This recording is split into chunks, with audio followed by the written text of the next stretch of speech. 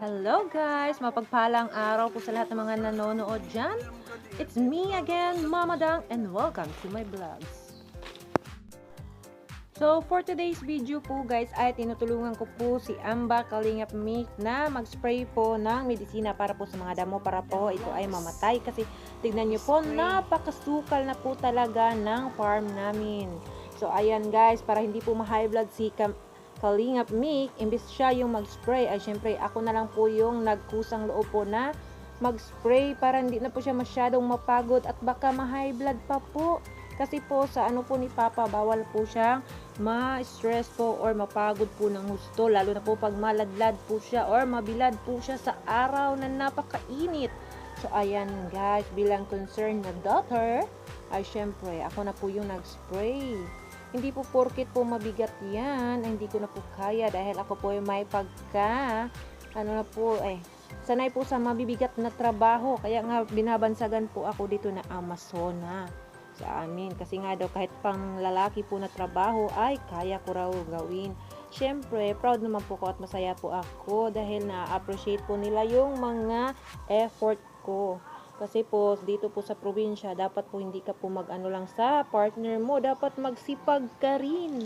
Dahil sa hirap ng buhay ngayon, di lang pwede yung isa ang kumakayod. Dapat dalawa na po talaga. Kagaya namin na mahihirap lang. Dapat dalawa po talaga ang kumakayod para matustusan ang lahat ng pangangailangan ng mga anak namin. So, ayan guys. Nandoon na po ako sa looban.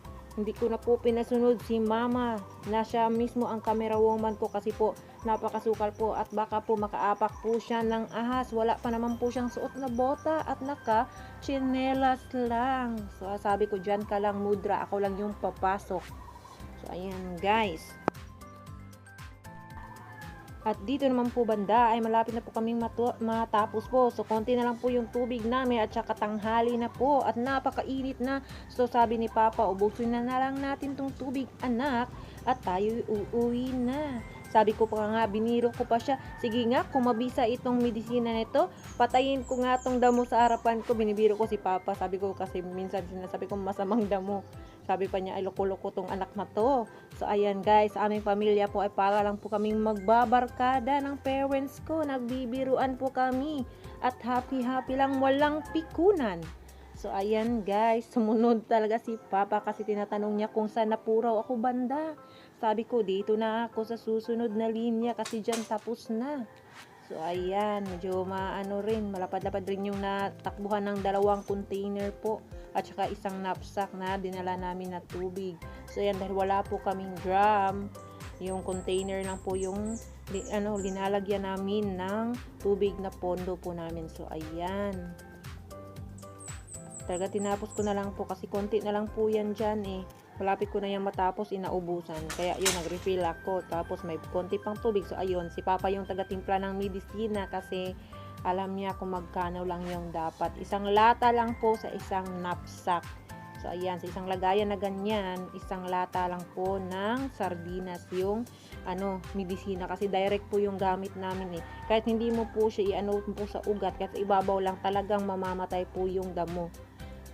Mabisang pang patay po ng damo, medyo may kamahalan nga lang. So ayan, pero at least isang beses o 2 beses mo lang gagamitin at mamamatay na yung damo. So ayan guys, pumasok pa ako doon, tinapos ko lang. Tapos sabi ni Papa, siya na naman daw, doon daw siya sa may gilid ng kalsada kasi doon po ay konti lang po yun doon eh, madali lang matapos.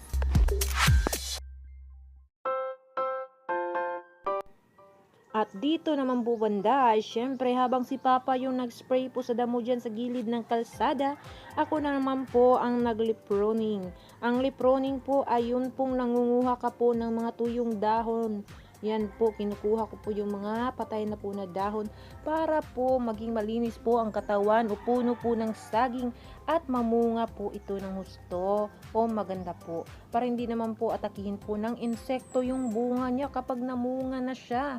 So ayan guys, dapat kapag meron po tayong farm or tanim po, dapat linisan po natin, talagang alagaan po natin ng husto para naman po pagdating ng panahon, tayo rin naman po yung mabe-bless po kasi po mas pag inaalagaan niyo po, mas bibigyan po tayo ng puno ng mas malaki or magandang bunga. So, mas marami pong income or pera. So, ayan guys, lagi po nating tatandaan na kapag may itinanim po, may aanim. At hindi po porket babae ka po, ay hindi mo na kaya. Kapag kaya nyo pong isipin, syempre kaya po rin natin gawin. So, ayan po yung mga pinaniniwalaan ko po na kasabihan. Kaya go ng go lang po talaga ako sa mga trabaho kahit panglalaki pa po ito.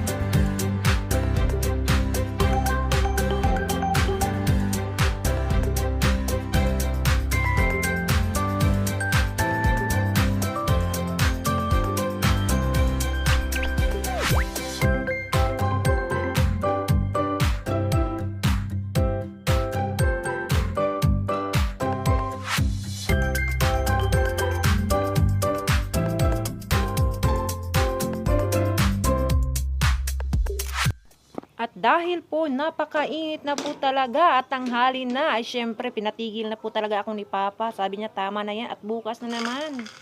Dapat daw maaga kami bukas. So ayan, nag-stop na po ako.